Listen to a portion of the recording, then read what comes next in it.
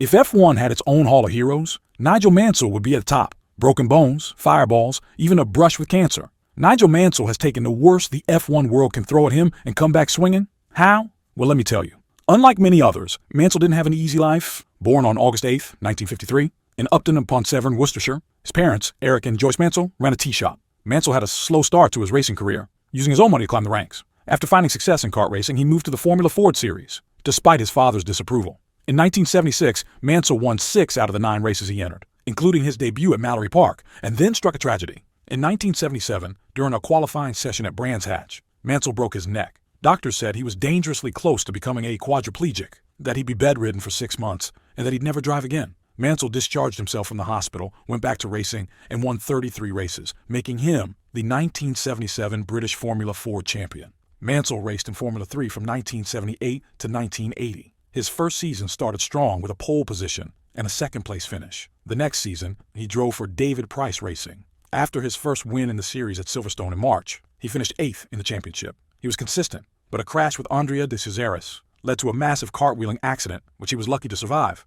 Once again, he ended up in the hospital, this time with broken vertebrae. Colin Chapman, the owner of Lotus, noticed Mansell's driving. Shortly after his accident, Mansell, hiding the extent of his injury with painkillers, impressed during a tryout at the Paul Ricard circuit with Lotus, competing against several other drivers for the second seat in the 1980 season alongside Mario Andretti. Mansell drove a 79. Although the seat ultimately went to Italian driver Elio De Angelis, Mansell was chosen to be a test driver for the Norfolk-based Formula One team. He entered Formula One, but his debut nearly cost him his life. Mansell's skill as a test driver, including setting the fastest lap around Silverstone in a white Lotus car at the time, impressed Chapman enough to give him 3 starts in F1 in 1980. Driving a development version of the Lotus 81, the Lotus 81B. In his Formula One debut at the 1980 Austrian Grand Prix, a fuel leak in the cockpit right before the start left him with painful first and second-degree burns on his buttocks. An engine failure forced him to retire from that race in his second one. At his third event at Imola, an accident meant he failed to qualify. During the Canadian Grand Prix at Montreal,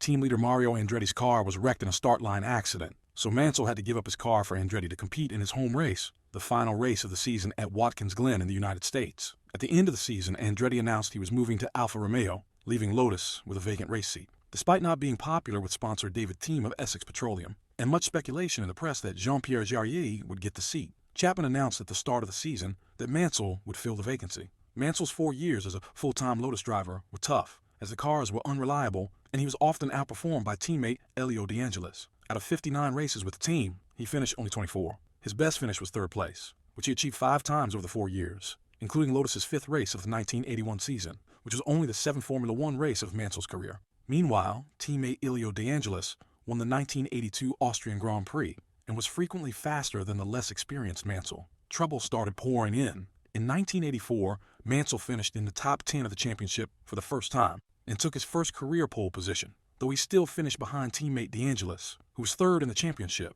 At the 1984 Monaco Grand Prix, Mansell shocked many by overtaking Alain Prost for the lead in a wet race. However, he soon retired after losing control on the slippery painted lines on the road up the hill on lap 15. Late in the season, Lotus announced they had signed Ayrton Senna for the following year, leaving Mansell without a seat. After considering offers from Arrows and Williams and initially turning down Williams, it was announced before the Dutch Grand Prix that he would be joining Williams. In 1984, Mansell left a lasting impression when he collapsed while pushing his car to the finish line after the transmission failed on the last lap of the Dallas Grand Prix. It was one of the hottest races ever, with temperatures soaring to 104 degrees Fahrenheit. After battling for over 2 hours in scorching conditions, Mansell fainted while pushing his car over the line.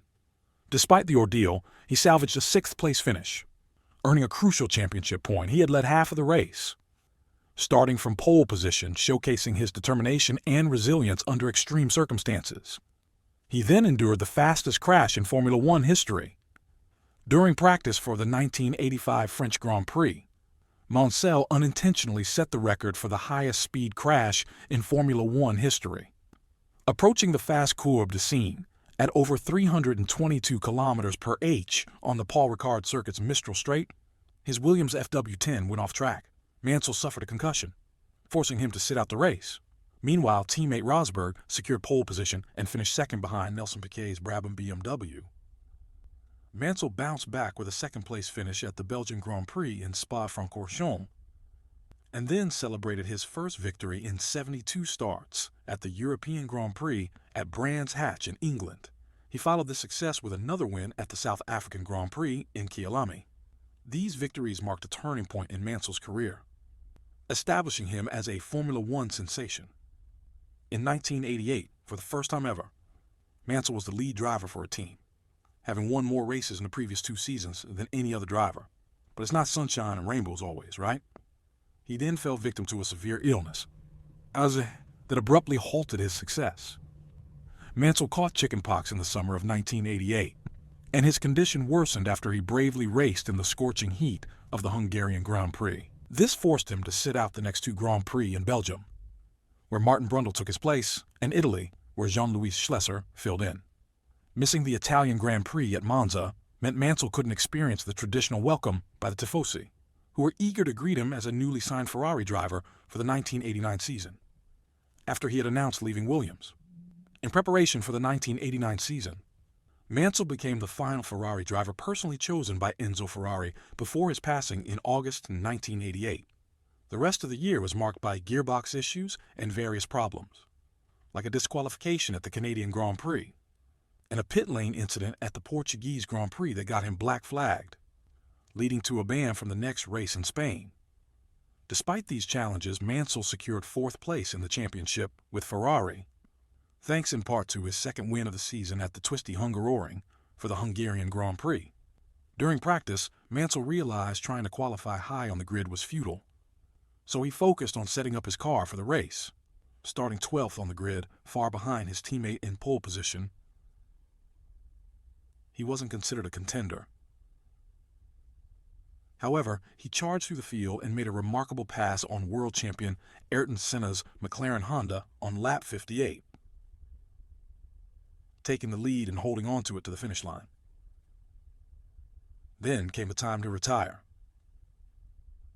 After scoring just 1 win at the 1990 Portuguese Grand Prix, and a thrilling second place behind Nelson Piquet in Australia, Mansell finished 5th in the World Championship and announced his retirement from Formula One. His retirement plans were interrupted when Frank Williams intervened. Mansell's comeback to Williams wasn't straightforward. He agreed to return only after his list of demands was met.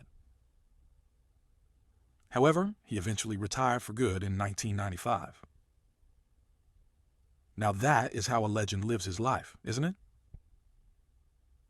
Make sure to subscribe to get more such content on your feed. And while you are at it, a comment telling us who you want us to cover next.